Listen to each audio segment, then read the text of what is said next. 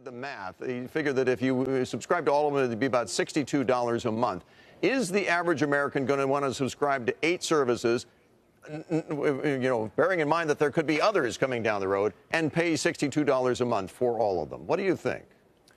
Well, I think clearly the answer to that question is no. At least speaking for myself, I can tell you the answer is no. It's not just a monetary issue. I mean, even if you could afford $62 for it, do you want that much on there? What I do not want is another world where I have 100 cable channels on there and I need a specialized guide to figure out what is where and I can't find it and I don't remember what's on what. It's already, I find, a little confusing. I have trouble remembering if a show I like is on Netflix or Amazon Prime or something else. So I don't know. Look, there's consumer research going on into this. What I'd heard before is people were thinking, well, maybe 6 is kind of a number. But honestly, I think it could be lower, like 4 or 3. Yeah, I've heard 3 or 4 as well. Kay, you were around during the Wild West days, early days of cable television. So was I. The cost of content and acquiring content back then was minuscule compared to what it is today. I mean, it's just eye-popping, the numbers that are being bandied about these days. Are you convinced that these streaming services will get any return on their investment for a lot of these dollars? What do you think? Well, I think it's a startup cost for a lot of them. They have to have enough content that people want, and each of them is making sure they have some content that people want. The content-rich company is obviously Disney. Has the most content that they can share on a global basis, I think. They're far behind Netflix, which has, 160 million subscribers around the world. This is the battle for the consumer, and it's a long-term battle, I think, that is going to unfold. But game on now, because everybody is out there bidding up the price of content, and the big losers on this could be cable networks.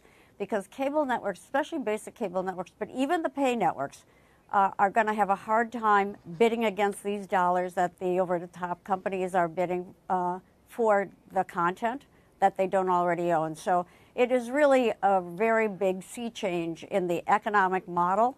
But what is happening is that they're following what the consumer habits are. And consumers are all about mobile, all about always on, all the time, access to what they want.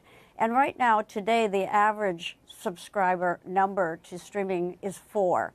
But right. That's before a lot of the new ones are being introduced into the marketplace, not to mention things like the sports leagues and ESPN and all of these other streaming media opportunities that are out there today. They're not even, calculated in those numbers. So, right. And I think that, you're thinking about, I'm still going to be a subscriber to cable to some degree. Maybe I'll do a skinny package.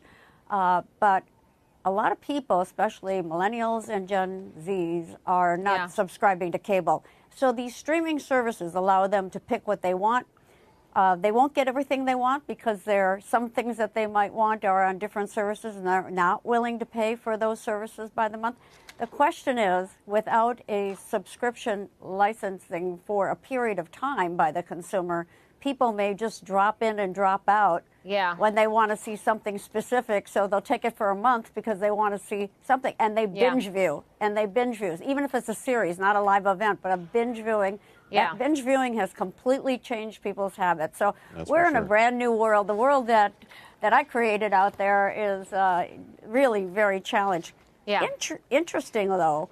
It's still a subscriber and advertising. It's still 2 different revenue streams. It's where those revenues are going to come from. And so I find it a very exciting time, actually. I think that it is this is a unbelievably rich time for content. It is so much good content out there.